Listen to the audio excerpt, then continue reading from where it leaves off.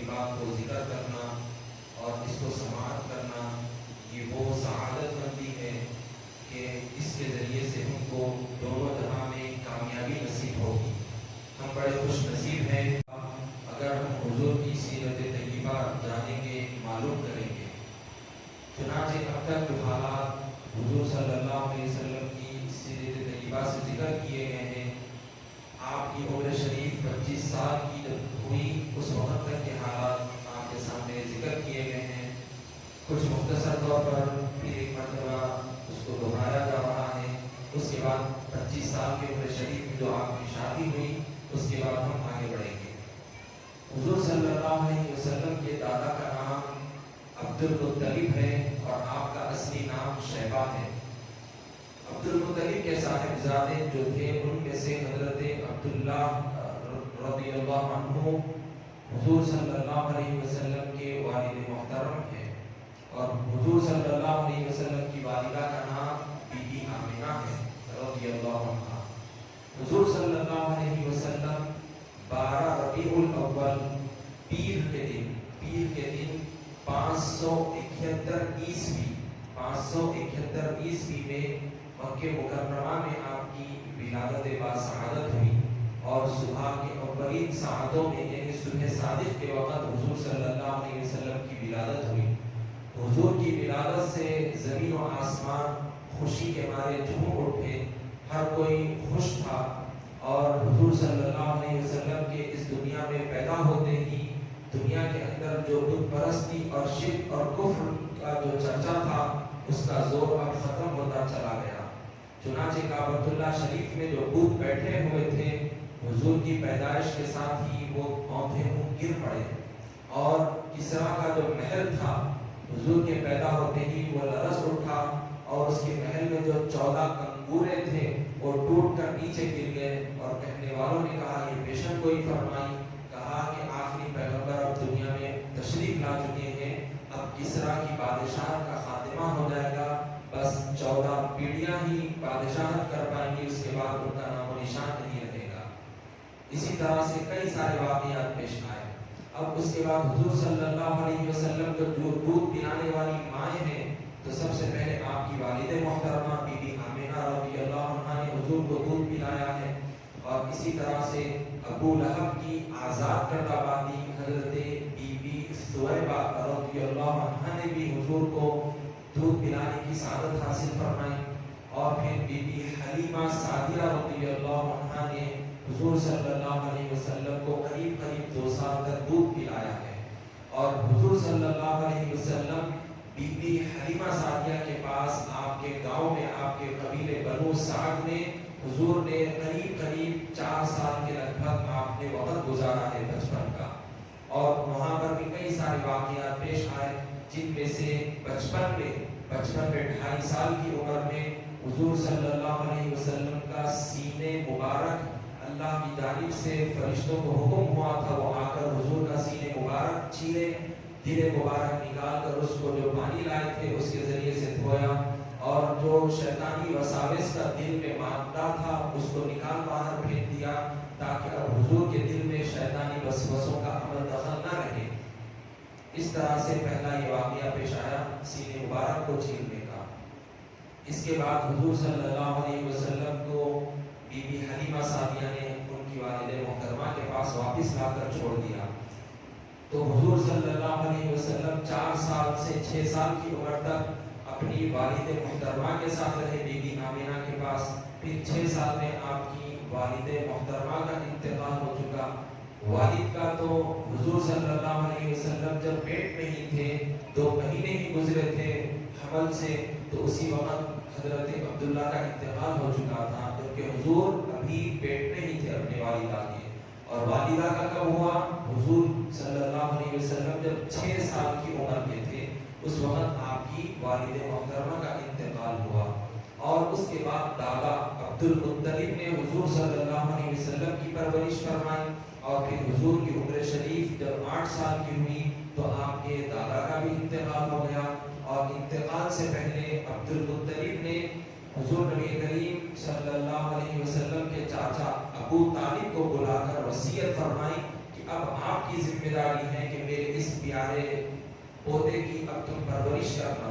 تو اس کے بعد حضرت ابو طالب نے حضور صلی اللہ علیہ وسلم کی پرورش فرمائی، اور پھر جب حضور صلی اللہ علیہ وسلم کی عمر شریف 12.5 سال کی ہوئی تو اس وقت اب دیکھیے کہ حضور صلی اللہ علیہ وسلم تجارت کے لیے اپنے چاچا کے ساتھ ملک شام کا سفر فرماتے ہیں، اور پھر راستے میں جو پادری ملتا ہے جس کا نام بحیرہ ذکر کیا گیا ہے، تو وہ حضور صلی اللہ علیہ وسلم کے پیغمبرانہ نشانیوں کو دیکھ کر وہ بتلاتا ہے کہ یہ تو آخری پیغمبر ہیں، تو لہٰذا تم آگے نہ بڑھو، اے ابو طالب تم فوری طور پر اپنے بھتیجے کو لے کر واپس چلے جاؤ، اگر یہودیوں کو معلوم ہو جائے گا تو وہ ان کو نقصان پہنچا سکتے ہیں۔ تو الغرض حضور صلی اللہ علیہ وسلم وہیں سے واپس آ گئے۔ اب یہ چیز ہمارے لیے قابل غور ہے کہ آج جو ہمارے نوجوان جو کام کاج چھوڑ کر ماں باپ کے پیسوں پر ہی پلے بڑھنے کو ترجیح دیتے ہیں یا عیش پرستی میں زندگی گزارتے ہیں، تو حضور صلی اللہ علیہ وسلم کی جو نوجوانی کی عمر میں قدم رکھنے کے ساتھ ہی جو فکر مندی تھی، جو خود کی کمائی، خود کے ہاتھوں کا کمانا اور اپنے ہاتھ کی کمائی کو کھانا یہ پسند تھا، یہ چیز کو ترجیح دیتے تھے۔ تو حضور کی سیرت سے ہم کو یہ پیغام ملتا ہے نوجوانوں کو کہ ہر کسی کو یہ خودداری ہونا چاہیے، یہ غیرت مندی ہونا چاہیے کہ میں خود اپنے ہاتھ سے کماؤں اور میں خود جو ہے اپنے گھر والوں کو سنبھالوں اور میں خود اپنے ہاتھ کی کمائی کھاؤں، میں اس کے ذریعے سے آگے زندگی میں ترقی کروں۔ تو حضور صلی اللہ علیہ وسلم نے خود بکریاں چرائی ہیں، تجارت بھی فرمائی ہے۔ تو الغرض حضور صلی اللہ علیہ وسلم نے پہلا سفر تجارت کی غرض سے 12.5 سال کی عمر میں فرمایا۔ اس کے بعد یہ واقعہ بھی پیش آیا کہ حضور صلی اللہ علیہ وسلم کی عمر شریف 15 سے 20 سال کے درمیان میں تھی، تو عربوں کے اندر بڑی جنگیں ہوا کرتی تھی، جن میں سے حرب فجار بھی واقع ہوئی تھی کہ قبیلہ قریش اور قبیلہ قیس کے درمیان میں بڑی جنگیں چل رہی تھی۔ تو حضور صلی اللہ علیہ وسلم نے اپنے چاچا کی مدد فرمائی اور ان کو اس جنگ میں تیر اٹھا کر دیا کرتے تھے۔ بالآخر یہ جنگ کا خاتمہ چلتے چلتے صلح کے ذریعے سے ختم ہوا۔ پھر جب حضور صلی اللہ علیہ وسلم کی عمر شریف 20 سال کی ہوئی تو اس کے بعد جو یہ پہلے لڑائی جھگڑے چلا کرتے تھے، تو اس کے بعد پھر ایک واقعہ پیش آیا تھا کہ ایک تاجر کا مال کسی نے لے لیا اور اس کو پیسے تک نہیں دیے، اور وہ بیچارہ مظلوم فریاد کرنے لگا، مدد طلب کرنے لگا۔ تو بالآخر عرب کے جو غیرت مند لوگ تھے انہوں نے آپس میں عبداللہ بن جدعان کے گھر میں میٹنگ بٹھائی، اور اس کے اندر حضور صلی اللہ علیہ وسلم جو کہ نوجوان ہیں اور کیسا جذبہ ہے لوگوں کی خیر خواہی کا، تو حضور بھی وہاں پر موجود تھے، اور سب نے مل کر، جو کہ حضور کے چاچا بھی وہاں پر موجود تھے زبیر بن عبد المطلب، اور حضور صلی اللہ علیہ وسلم اور دیگر چند حضرات تھے قبیلے کے، تو وہ حضرات مل کر یہ معاہدہ کیے، یہ حلف اٹھائے کہ ہم مظلوم کی مدد کریں گے، لوگوں جو ظالم ہوں گے ہم کبھی بھی ان کا ساتھ نہیں دیں گے، بلکہ ظالم کو ہم یہاں پر رہنے نہیں دیں گے، ہم ظالم کے خلاف کھڑے ہو جائیں گے اور مظلوموں کی مدد کریں گے ہم۔ تو لہٰذا اس کے بعد وہ حضرات اس طرح سے حلف اٹھائے جس کو حلف الفضول کے نام سے ذکر کیا جاتا ہے اس حلف کو۔ تو الغرض حضور صلی اللہ علیہ وسلم کی عمر شریف اب 25 برس کی ہو چکی تھی، اور حضور صلی اللہ علیہ وسلم کے اخلاق کریمہ عام ہو چکے تھے، ہر کوئی حضور کو صادق، بہت ہی سچا اور امین، بہت ہی امانت دار کے القابات سے حضور کو ذکر فرمایا کرتے، حضور کا ذکر کیا کرتے تھے۔ تو اس طرح سے آپ کا چرچا ہوتے ہوتے بی بی خدیجہ جو کہ عرب کے بہت ہی مالدار گھرانے سے آپ کا تعلق تھا، بہت ہی صاحب ثروت خاتون تھی بی بی خدیجہ، جب حضور کا تذکرہ آپ تک پہنچا، حضور کی صفات مبارکہ آپ تک پہنچی، تو آپ نے اپنا مال تجارت کے لیے حضور صلی اللہ علیہ وسلم کی خدمت میں پیش کیا۔ تو حضور نے آپ کے تجارتی مال کو لیا اور پھر ملک شام جا کر حضور نے آپ کا سارا مال بیچ دیا، اور اس سفر میں بی بی خدیجہ نے اپنے غلام میسرہ کو بھی بھیجا تھا، جو کہ میسرہ حضور صلی اللہ علیہ وسلم کے اخلاق کریمہ سے، حضور کے کیریکٹر سے، حضور کے تجارت کرنے کے اصول اور ہر چیز سے بغور قریب سے دیکھا، اور حضور صلی اللہ علیہ وسلم جب چلا کرتے تو حضور کے ساتھ کیا واقعات پیش آتے اس کو بھی نوٹ کرتے گئے، اس کو بھی دیکھتے گئے کہ حضور دھوپ میں چلا کرتے تو اگر سایہ کیے ہوئے ہوتا، راستے سے جاتے جو پتھر ہوتا جو جھاڑ ہوتا وہ جھک جایا کرتے تھے، حضور کی بارگاہ میں سجدہ بجا لایا کرتے، ادب و احترام بجا لایا کرتے تھے۔ تو تمام تر چیزیں دیکھنے کے بعد جب واپس آ گئے اور تجارت کا پورا سامان حضور نے بیچ دیا، ایک ایک پائی کا حساب بی بی خدیجہ کو صحیح طور پر آپ نے پیش فرمایا، اور حضرت خدیجہ کے مال میں اتنا فائدہ ہوا کہ اس سے پہلے کبھی اتنا فائدہ نہیں ہوا تھا تجارت میں۔ تو لہذا حضور کی سچائی، امانت داری، یہ تمام تر چیزوں کو دیکھ کر بی بی خدیجہ بہت متاثر ہوئی۔ حضرت بی بی خدیجہ بیوہ خاتون تھی، ان کے اب تک 2 شوہروں کا انتقال ہو چکا تھا، بڑے گھرانے کی خاتون تھی، بہت پیسے والی تھی۔ تو اس وقت کئی بڑے بڑے سرداروں نے آپ کو پیشکش کی کہ ہم نکاح کرنا چاہتے ہیں، لیکن بی بی خدیجہ نے کسی سے نکاح نہیں فرمایا، کسی کے پیغام کو قبول نہیں فرمایا۔ لیکن جب حضور صلی اللہ علیہ وسلم کے اخلاق کریمہ سے امپریس ہوئی، متاثر ہوئی، تو اس کے بعد آپ نے خود حضور کی خدمت میں اپنے نکاح کا پیغام بھیجا۔ تو لہذا حضور صلی اللہ علیہ وسلم نے اپنے چاچا اور دیگر بڑے سرداروں سے، اپنے قبیلے کے، ان سے مشورہ کیا، اور پھر اس کے بعد حضور صلی اللہ علیہ وسلم نے بی بی خدیجہ سے آپ نے نکاح فرمایا۔ تو اس وقت حضور صلی اللہ علیہ وسلم کی عمر شریف 25 سال کی تھی، بی بی خدیجہ کی 40 سال تھی۔ حضور کی عمر شریف 25 سال اور بی بی خدیجہ کی 40 سال عمر شریف تھی۔ تو اب یہاں پر ایک بات یاد رکھ لیجئے،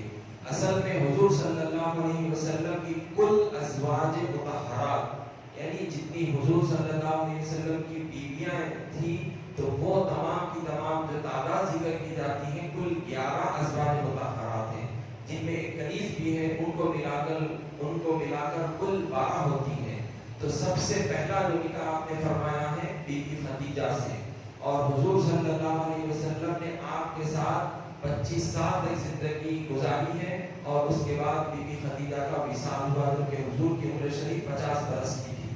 تو الغرض اب یہاں پر آپ کو بتلانا یہ ہے کہ جو مخالفین اسلام حضور صلی اللہ علیہ وسلم کی شادیوں کو لے کر، حضور کے ازواج مطہرات کو لے کر جو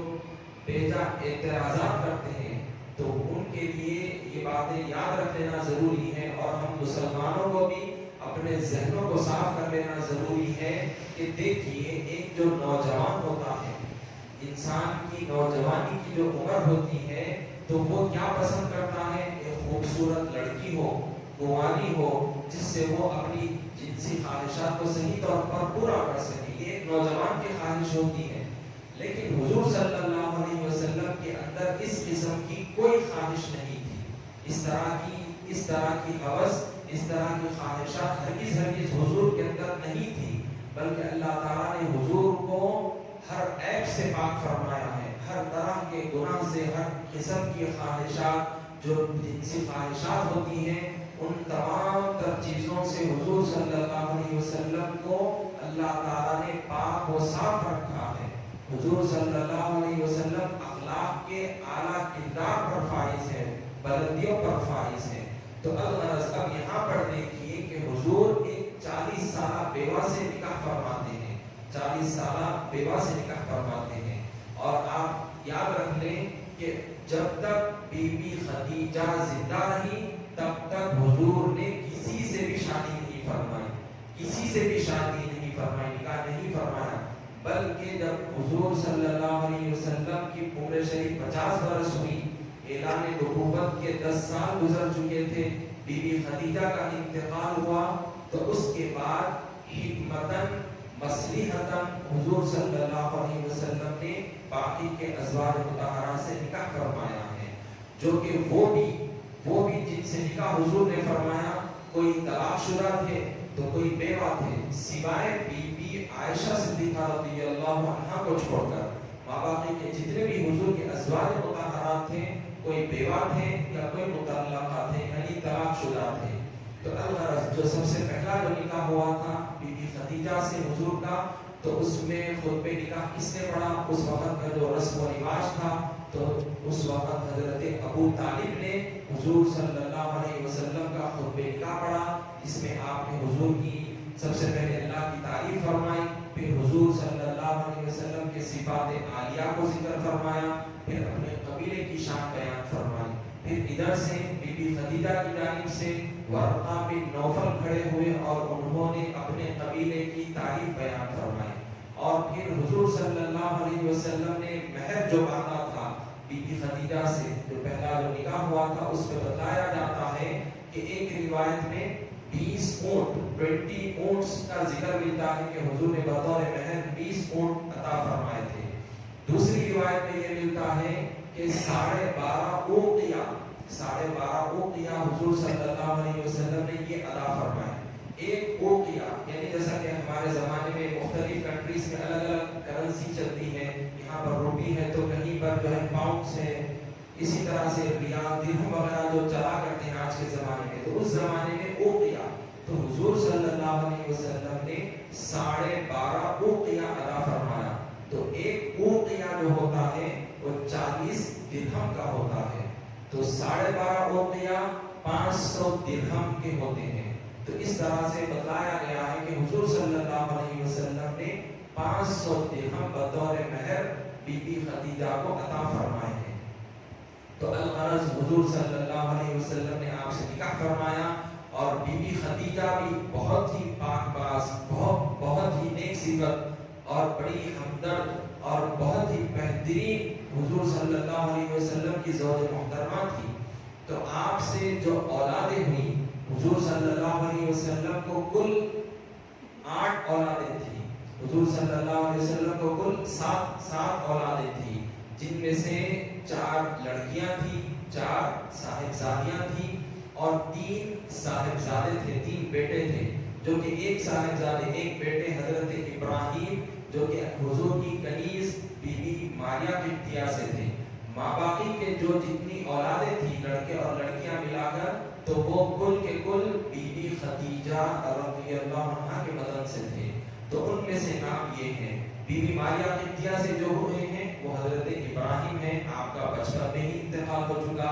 اور جو بی بی خدیجہ سے جو ہوئے تھے ان کے نام یہ ہیں کہ حضرت عبداللہ اور قاسم۔ حضرت عبداللہ کو طیب اور طاہر بھی کہا جاتا ہے، تو گویا 2 بیٹے تھے جن کا بچپن میں ہی انتقال ہو چکا، قاسم اور عبداللہ کا۔ ان کے بعد جو 4 صاحبزادیاں تھیں ان میں حضرت زینب، ام کلثوم، بی بی رقیہ اور حضرت بی بی فاطمہ رضی اللہ عنہن۔ تو یہ 4 صاحبزادیاں تھیں، جو کہ ان میں سے ایک صاحبزادی حضرت زینب جو بڑی تھی، ان کا نکاح حضرت عاص سے ہوا تھا، وہ بھی بعد میں آگے چل کر صحابی بنے، مشرفہ اسلام ہو گئے۔ اور پھر اس طرح سے بعد کے جو 2 صاحبزادیاں تھے، بی بی ام کلثوم اور بی بی رقیہ، تو ایک کے بعد ایک کا انتقال ہوا، پھر بعد میں دوسروں کا، تو وہ ایک ایک کر کے جو نکاح میں آئے تھے، تو ان کے شوہر حضرت عثمان غنی رضی اللہ عنہ تھے، جن کو اسی وجہ سے ذو النورین کہا جاتا ہے، حضرت عثمان غنی کو۔ اور حضرت بی بی فاطمہ کا نکاح حضرت علی رضی اللہ عنہ سے ہوا ہے۔ تو اس طرح سے حضور صلی اللہ علیہ وسلم کے داماد حضرت عثمان اور حضرت علی اور حضرت عاص رضی اللہ عنہ ہیں۔ تو الغرض حضور صلی اللہ علیہ وسلم کی یہ جو 4 صاحبزادیاں تھیں، ان میں سے جس کی نسل جو آگے بڑھی ہے وہ حضرت بی بی فاطمہ کے ذریعے سے حضور کی نسل مبارک آگے بڑھی ہے۔ اور حضور صلی اللہ علیہ وسلم کی حیات طیبہ کے اندر ہی 3 صاحبزادیوں کا انتقال ہو چکا تھا، بی بی زینب، بی بی رقیہ اور بی بی ام کلثوم کا۔ صرف ایک واحد بی بی فاطمہ رضی اللہ عنہا تھی، جو کہ حضور کے وصال کے بعد آپ کا انتقال ہوا، آپ کی وفات ہوئی 6 مہینے کے بعد۔ الغرض اب ماں باقی جو ازواج مطہرات ہیں ان کے تعلق سے بھی کچھ چند باتیں یہاں پر سن لیجئے کہ حضور صلی اللہ علیہ وسلم کی ازواج مطہرات کے متعلق قرآن کریم میں اللہ تعالیٰ کا فرمان ہم کو ملتا ہے، النبی اولا بالمؤمنین من انفسہم، کہ نبی کریم صلی اللہ علیہ وسلم مومنین کی جانوں سے زیادہ قریب ہیں۔ مومنین کی جو جانیں ہیں، ہماری جو جان ہے، ہماری جو رگ ہے، حضور صلی اللہ علیہ وسلم ہم سے بہت قریب ہیں. اور پھر اللہ تعالیٰ فرما رہا ہے مزید آگے وَأَزْوَاجُهُ أُمَّهَاتُهُمْ، اور ان کی ازواج مطہرات یعنی حضور صلی اللہ علیہ وسلم کی پاک بیویاں امہات المؤمنین ہیں. وَأَزْوَاجُهُ أُمَّهَاتُهُمْ، کہ ان کی ازواج امہات المؤمنین ہیں، یعنی سارے مسلمانوں کی مائیں ہیں، جن کا ادب اور احترام کرنا ہمارے لیے بے حد ضروری اور لازم ہے. اسی طرح سے قرآن کریم میں ازواج مطہرات کی شان میں ہم کو یہ بھی ملتی ہے، اللہ تعالیٰ کا یہ فرمان ملتا ہے یا نساء النبی لستن کأحد من النساء، اے نبی پاک صلی اللہ علیہ وسلم کی ازواج آپ دوسری عورتوں کی طرح نہیں ہو، دوسرے عورتوں کی طرح آپ نہیں ہو. تو یہ اللہ تعالیٰ فرما رہا ہے. احادیث شریفہ میں تو کئی ساری فضیلتیں آئی ہیں، لیکن خود قرآن کریم میں امہات المؤمنین کے متعلق اللہ تعالیٰ ارشاد فرما رہا ہے. اسی طرح سے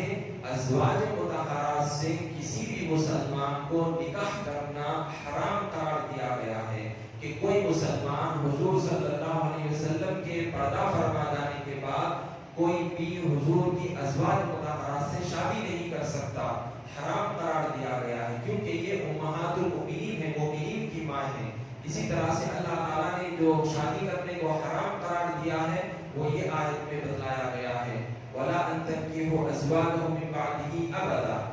کہ حضور صلی اللہ علیہ وسلم کی ازواج مطہرات سے ہرگز نکاح نہیں فرمایا جا سکتا. تو الغرض حضور صلی اللہ علیہ وسلم کی تمام ازواج سب پاک باز نیک سیرت ہیں، سب کی سب پاک باز اور نیک سیرت ہیں. اور حضور صلی اللہ علیہ وسلم کی کل ازواج مطہرات 11 ہیں، جن میں ایک کنیز ہے، ان کو ملا کر کل 12 ہو جاتی ہیں، جن کے نام یہ ہیں حضرت بی بی خدیجہ، حضرت بی بی عائشہ، حضرت بی بی حفصہ،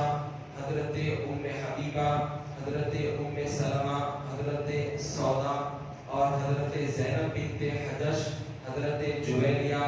حضرت میمونہ، حضرت زینب بنت خزیمہ. یہ کل 11 ہیں. اور پھر ایک ماریہ قبطیہ رضی اللہ عنہ، یہ کل ملا کر 12 ہوتی ہیں.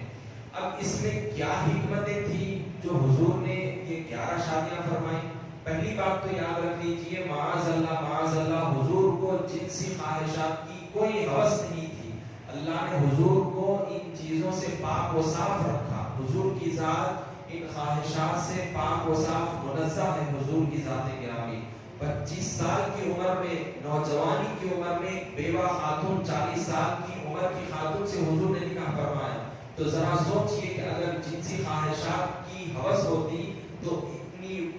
زیادہ عمر والی خاتون سے حضور نکاح نہیں فرماتے. اگر کر بھی لیے تو پھر اور مزید جو آگے کی جو عمر تھی کسی اور سے بھی کر سکتے تھے اتنی عمر میں. حضور نے اس وقت بھی کوئی کسی سے شادی نہیں فرمائی، بلکہ 50 سال کی عمر تک حضور صلی اللہ علیہ وسلم نے 50 سال کی عمر تک بی بی خدیجہ کے ساتھ زندگی گزار دی. تو بی بی خدیجہ نکاح میں آ کر 25 سال گزرے تھے. یعنی جو حضور صلی اللہ علیہ وسلم کے ساتھ بی بی خدیجہ کا جو سال گزرا ہے نکاح کے بعد، تو وہ بی بی خدیجہ کے 25 سال گزرے تھے جن میں حضور نے کبھی کسی سے شادی نہیں فرمائی. اب ماں باقی جو ازواج مطہرات سے کیوں حضور نے شادی فرمائی؟ تو اس میں 3 حکمت والی باتیں ہم کو بتلائی جاتی ہیں. ایک حکمت تبلیغی مقصد تھا کہ دین اسلام کی تبلیغ ہو. دوسرا مقصد تعلیمی بتایا جاتا ہے، تعلیم، عورتوں کی تعلیم کا مقصد اس کے اندر چھپا ہوا ہے. تیسرا مقصد عورتوں کی کفالت کرنا ہے. تو یہ 3 مقاصد ہیں. تو اب اس میں ایک میں ہم غور کرتے چلے جائیں کہ دیکھیے حضرت ابو سفیان جو کہ سب سے پہلے آپ اسلام کے کٹر دشمن تھے. ابو سفیان، جنگ بدر ہوئی، جنگ احد ہوئی، جس میں وہ دشمن اسلام کے طور پر سامنے آئے تھے. وہ مخالف اسلام کے طور پر اسلام کے خلاف میں وہ جنگ کے لیے سپہ سالاری کرتے ہوئے لڑے تھے. لیکن بعد میں آگے چل کر ہوا کیا کہ جب حضور نے ام حبیبہ رضی اللہ عنہا سے نکاح فرمایا، جو کہ ام حبیبہ کون تھے؟ وہ ابو سفیان کی صاحبزادی تھے. تو لہذا جب حضور نے آپ سے نکاح فرمایا ام حبیبہ سے، تو کیا ہوا کہ اب کیسا اپنے داماد سے جنگ کر سکتے ہیں؟ ہرگز نہیں۔ تو اس کے بعد بہرحال آپ کی دنیا ہی بدل چکی تھی۔ حضرت ابو سفیان کی فتح مکہ کے بعد آپ نے اسلام قبول کر لیا اور سچے پکے مسلمان بن کر زندگی گزاری اور صحابیت کا آپ کو شرف حاصل ہوا۔ تو اس طرح سے ام حبیبہ رضی اللہ عنہا سے جب حضور نے نکاح فرمایا تو اس کے ذریعے سے دین اسلام کی تبلیغ کا ذریعہ ثابت ہوئی آپ، اور آپ کے ذریعے سے آپ کا خاندان، آپ کا قبیلہ مشرف کا اسلام ہوا۔ اسی طرح سے حضرت زینب جو کہ بہت بڑے قبیلے کی سردار کی صاحبزادی تھی، جن کا بڑا اثر تھا لوگوں کے اندر، چنانچہ جب حضور نے حضرت زینب سے نکاح فرمایا تو اس کے بعد آپ کا جو قبیلہ تھا وہ سب کا سب اسلام لے آیا۔ تو لہذا حضور کے نکاح کے ذریعے سے یہ اثر ہوا، یہ حکمت ہوئی کہ آپ کے ذریعے سے، نکاح کرنے کے ذریعے سے اسلام کی تبلیغ ہوئی۔ دوسری حکمت یہ بتلائی گئی ہے کہ عورتوں کی تعلیم، کیونکہ جو قریبی رشتہ ہوتا ہے ان کے ذریعے سے ہی عورتوں کو تعلیم دی جا سکتی ہے کہ ایک عورت دوسری عورت کو اس کے جو پیچیدہ نازک مسائل جو ہوتے ہیں، ایک عورت ہی ایک عورت کو صحیح طور پر ڈھنگ سے سمجھا سکتی ہے۔ اب حضور تو معلم کائنات ہیں، تو اب حضور صلی اللہ علیہ وسلم حیا کے اعلیٰ کردار پر فائز ہیں، تو اب حضور تو کھلا تمام عورتوں کو ان کی تعلیم تو نہیں دے سکتے۔ تو لہذا حضور نے 50 سال کی عمر کے بعد، 50 سال کی عمر شریف کے بعد حضور نے جو نکاح فرمائے ہیں، اس کا مقصد یہ تھا کہ حضور اپنی ازواج مطہرات کو ٹرین کریں، ان کی تربیت کریں، ان کو عورتوں کے مسائل سکھائیں، اور ازواج مطہرات دیگر مسلمان عورتوں کو دین کی تعلیم دیں، ان کے جو پیچیدہ نازک مسائل ہیں ان کو حل فرمائیں، اور اس طرح سے دین اسلام کی تعلیم عورتوں تک صحیح طور پر عورتوں سے عورتوں کے ذریعے تک پہنچ جائے۔ اس لیے حضور نے یہ نکاح فرمائے، وہ بھی 50 سال کی عمر شریف کے بعد۔ اسی طرح سے بعض خواتین جو بالکل معمولی درجے کی تھی، جو مطلقہ تھی یا پھر بیوہ تھی، تو ان کا کفالت کرنے والا کوئی نہیں تھا۔ وہ تو مسلمان ہو چکی تھی، لیکن ان کو پالنے والا، ان کی دیکھ بھال کرنے والا کوئی نہیں تھا۔ تو لہٰذا حضور نے یہ پیغام بھی دیا کہ اگر اللہ نے دولت دی ہے تو برابر ایسی بیوہ خاتون کا جو بھی آپ کر سکتے ہیں کفالت کرنی چاہیے۔ تو بہرحال حضور نے ان کی جو بیوہ یا مطلقہ جو خواتین تھی جن کا کوئی پرسان حال نہیں تھا، تو لہذا حضور نے بطور کفیل بن کر آپ نے ان سے نکاح فرمایا، اور اس طرح سے ان کو اپنی کفالت میں لیا، اور اس طرح سے حضور صلی اللہ علیہ وسلم ان کے ساتھ ہمدردی کا معاملہ فرمائے ہیں۔ اب بچے ایک چیز کہ حضرت بی بی عائشہ صدیقہ رضی اللہ عنہا جو کہ کنواری تھی، آپ کا نکاح کسی سے نہیں ہوا، نہ مطلقہ تھی نہ ہی بیوہ تھی۔ تو اب یہاں پر ایک چیز کہ ایک دوشیزہ، ایک بالکل ورجن، ایک کنواری لڑکی سے آپ نے نکاح فرمایا، جس پر کفار و مشرکین اور اسلام مخالفین اعتراضات کرتے ہیں، تو ان کو یہ سبق یاد کر لینا چاہیے، یہ بات ذہن میں بٹھا لینی چاہیے کہ آپ نے جو بی بی عائشہ صدیقہ رضی اللہ عنہا سے جو شادی فرمائی ہے، وہ یاد رکھ لیں کہ حضور صلی اللہ علیہ وسلم کے سب سے زیادہ احادیث شریفہ عورتوں میں جس نے بیان فرمائی ہے، اور عورتوں کے جو مسائل جنہوں نے سب سے زیادہ بیان فرمائے ہیں، وہ ہے ام المؤمنین بی بی عائشہ صدیقہ رضی اللہ عنہا۔ کیونکہ حضور نے کم سنی میں آپ سے شادی فرمائی تھی، وجہ کیا تھی کہ جو نو عمر ہوتے ہیں، جو کم سن ہوتے ہیں، وہ بڑے ٹیلنٹڈ ہوتے ہیں، وہ تیز دماغ کے ہوتے ہیں۔ تو لہٰذا حضور صلی اللہ علیہ وسلم نے آپ کی تربیت فرمائی، حضور صلی اللہ علیہ وسلم نے آپ کو تعلیم یافتہ بنایا، حضور صلی اللہ علیہ وسلم نے خاص تعلیمی تربیت فرمائی اور علم سے نوازا۔ تو اس طرح سے آپ سب سے زیادہ ٹیلنٹڈ تھی، اور اس طرح سے حضور کے سب سے زیادہ قریب رہ کر بہت زیادہ علم آپ نے حاصل فرمایا۔ عورتوں میں سب سے زیادہ جو حضور سے علم حاصل فرمائے ہیں وہ بی بی عائشہ صدیقہ رضی اللہ عنہا ہے، جو کہ کم عمر ہونے کی وجہ سے یہ سب کچھ سیکھ پائی اور اس کو سیف رکھ پائی اور دوسروں تک صحیح طور پر پہنچا سکی ہیں۔ اور مردوں کے اندر حضرت ابو ہریرہ رضی اللہ عنہ نے سب سے زیادہ احادیث شریفہ کو ذکر فرمایا ہے۔ تو الغرض حضور نے جو شادیاں فرمائی ہیں اتنی زیادہ، تو اس کے اندر یہ حکمت پوشیدہ ہے، ایک تبلیغی اور ایک تعلیمی مقصد اور ایک کفارتی مقصد۔ اور حضور صلی اللہ علیہ وسلم نے ہرگز اپنی ہوس یا خواہشات کی بنیاد پر یہ نکاح نہیں فرمایا۔ تو الغرض اس طرح سے حضور نے پہلا نکاح 25 سال کی عمر شریف میں فرمایا، اور اس کے بعد بی بی عائشہ بی بی خدیجہ الکبریٰ رضی اللہ عنہا حضور صلی اللہ علیہ وسلم کے ساتھ آپ نے 25 سال زندگی گزاری، اور حضور صلی اللہ علیہ وسلم جب 35 برس کے ہوئے، 35 سال کے ہوئے، تو کعبۃ اللہ شریف کی تعمیر کا مرحلہ پیش آیا تھا۔ یہ بھی ایک چھوٹا سا واقعہ سن لیجئے، پھر کل سے انشاءاللہ تعالیٰ جو وحی نازل ہوئی کل سے انشاءاللہ اس کو آغاز کریں گے، چھوٹی سی مختصر سی بات۔ تو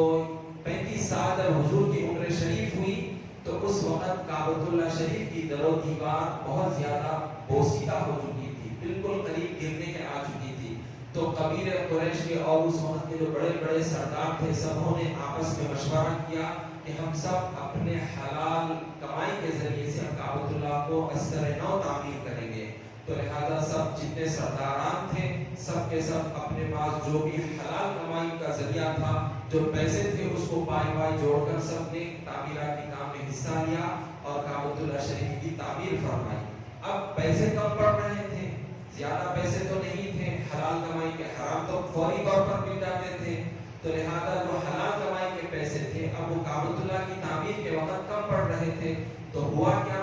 کہ اس وجہ سے جو اب حدیب کعبہ ہے، جو آپ کو وائٹ پٹی جو ملتی ہے باؤنڈری چھوٹی کعبۃ اللہ شریف کے پاس، آپ کو اس کو حدیب کہتے ہیں، تو وہ بھی کعبۃ اللہ کا اندرونی حصہ ہے، لیکن اس وقت ان کو پیسے کم پڑ گئے تھے، جس کی وجہ سے اتنے حصے کو چھوڑ دیا گیا تھا، اور اتنا ہی جتنا پیسے برابر ہو سکے اتنی ہی مقدار میں وہ دیواریں اٹھائے، اور اس کے اندر حضور صلی اللہ علیہ وسلم نے بھی بنفس نفیس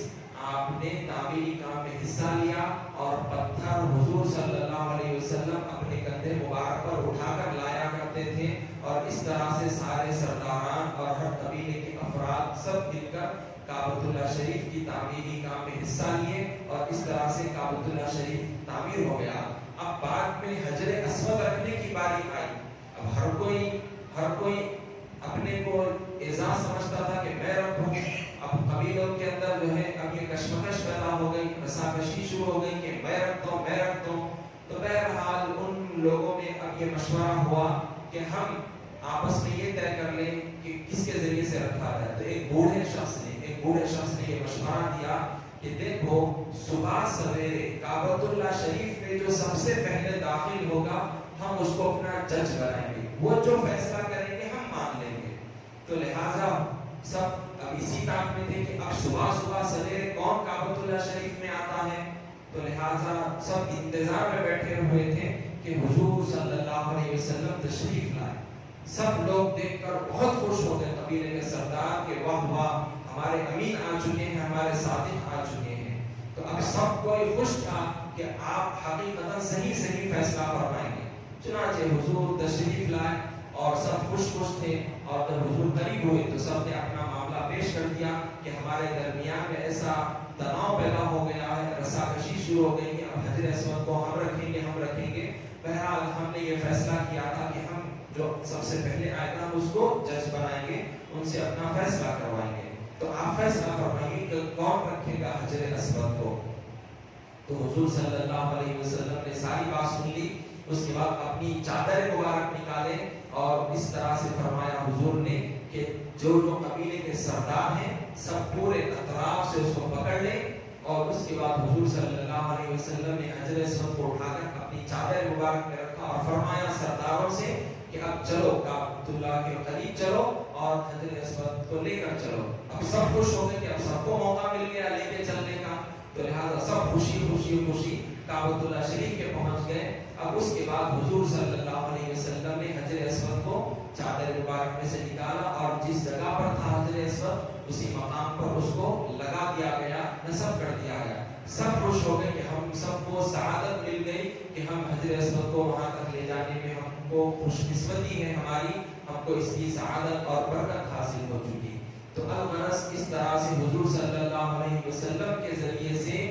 لوگوں کے اندر، قبیلوں کے اندر لڑائی جھگڑا پیدا ہونے سے بچ گئے سب کے سب لوگ. اور اس طرح سے حضور صلی اللہ علیہ وسلم نے انتشار کو پھیلنے نہیں دیا، بلکہ وہیں پر اس کا خاتمہ فرما دیا. لڑائی جھگڑے کو پیدا ہونے ہی نہیں دیا، اس کا خاتمہ فرما دیا. تو اس وقت حضور صلی اللہ علیہ وسلم کی عمر شریف 35 سال کی تھی. اور یاد رکھ لیجیے کہ وہ جو آج موجودہ حصہ جو حتیم کعبہ ہے، جو آج بھی اس کو کھلا چھوڑ دیا گیا ہے، تو یہ ہم گناہگاروں کے لیے یہ موقع ہے کہ جو مسلمان خوش نصیب عمرے کے لیے ہو یا حج کے لیے وہاں پر جاتا ہے، کیونکہ ہر کسی کو کعبۃ اللہ کا دروازہ کھول کر اندر جا کر نماز پڑھنے کی اجازت تو نہیں مل سکتی. تو لہٰذا جو حتیم میں نماز پڑھ لے گا، جو حتیم کعبہ میں نماز پڑھ لے گا، تو گویا وہ کعبۃ اللہ کے اندر اس کو نماز پڑھنے کا ثواب ملے گا. گویا وہ نماز کعبۃ اللہ کے اندر، دروازے کے اندر، بالکل کعبے کے اندر جا کر جو عبادت کرے گا، جو دعائیں کرے گا، جو ثواب اس کو وہاں پر ملے گا حتیم میں پڑھنے کا، وہی ثواب ملے گا.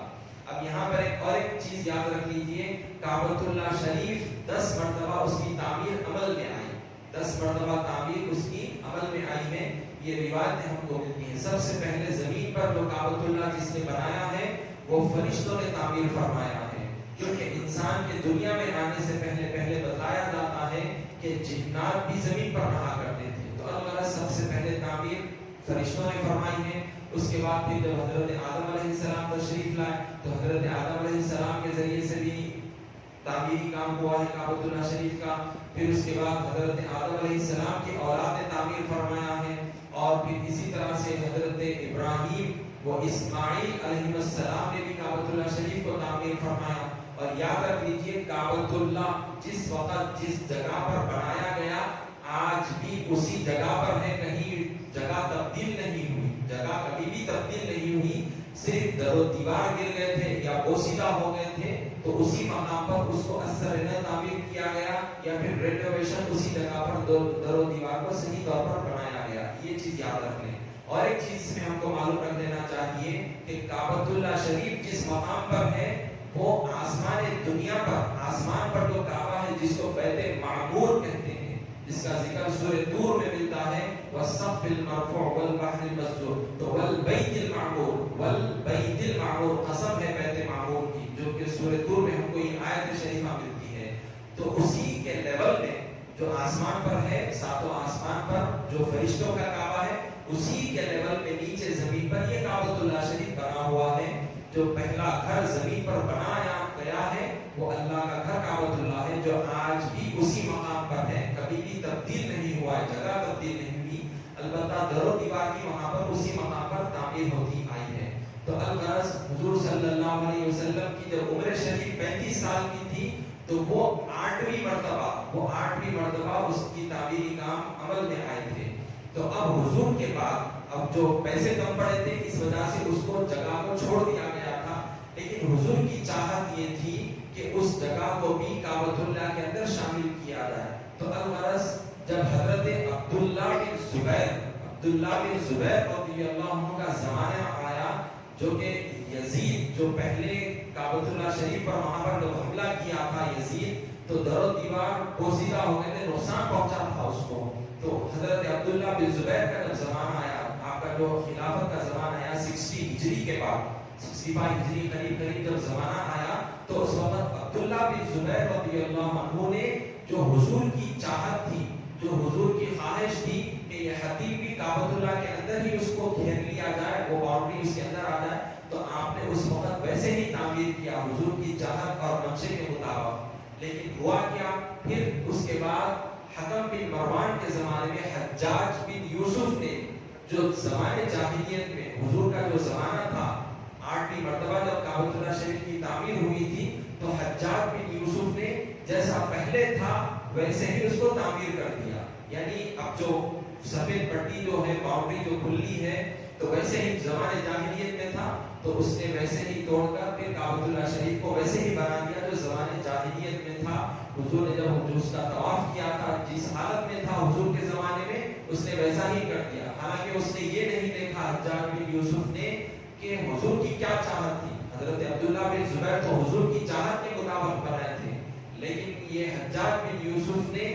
جیسا زمانے جاہلیت میں تھا حضور نے جیسا طواف کیا حج کیا جب جس پوزیشن میں تھا اس نے ویسے ہی بنا دیا، جس میں ہمارے لیے فائدہ ہو گیا. بعد والے بھی بنانے کی کوشش کیے لیکن اس وقت کے جو اجلہ علماء تھے حضرت مالک امام مالک رحمۃ اللہ علیہ اور دیگر بڑے بڑے جو کبار علماء تھے محدثین مفسرین تھے، ان حضرات نے کہا کہ اب کعبۃ اللہ شریف کو نہ توڑا جائے، نہ اس کو کوئی چیز اس کے اندر رد و بدل کی جائے، بلکہ جیسا ہے ویسے ہی رکھ دیا جائے، ایسے ہی اب اس کا طواف ہوتا جائے، ویسے ہی وہیں پر عبادت کی جائے. کیونکہ اب اس کے لیے ہمارے قسمت ہے کہ ہم کعبۃ اللہ میں تو ہر کوئی جا کر عبادت نہیں کر سکتا، تو لہذا جو حدی پہ جا کر عبادت کر لے گا اس کو وہی ثواب ملے گا. تو اس طرح سے حضور کی 35 سالہ عمر میں کعبۃ اللہ شریف کی تعمیر ہوئی تھی، اور اس کے بعد حضور صلی اللہ علیہ وسلم غار حرا میں تنہائی میں آپ عبادت فرمانا شروع کر دی، کیونکہ اب لوگوں میں آپ کا دل نہیں لگ رہا تھا، بس اللہ کی تڑپ اللہ کی یاد اب اور زیادہ بیدار ہو گئی، کیونکہ اب نبوت و رسالت کا اعلان کرنا ہے. تو لہذا حضور صلی اللہ علیہ وسلم اب غار حرا میں جانا شروع فرما دیے. اپنے ساتھ توشہ لے کر جایا کرتے، اور جب توشہ ختم ہو جاتا تو پھر واپس آ جایا کرتے. تو اس طرح سے حضور صلی اللہ علیہ وسلم کی عمر شریف 40 سال تک پہنچ گئی. اب اس کے بعد پہلی وحی نازل ہوئی انشاءاللہ تعالی 40 سال کی عمر شریف کے بعد، اور جو اعلان نبوت ہوا جو پہلی وحی نازل ہوئی کل انشاءاللہ اس کو کنٹینیو کریں گے. وصلی اللہ تعالی وسلم علی خیر خلقہ سیدنا محمد وعلی آلہ واصحابہ اجمعین والحمد للہ رب العالمین.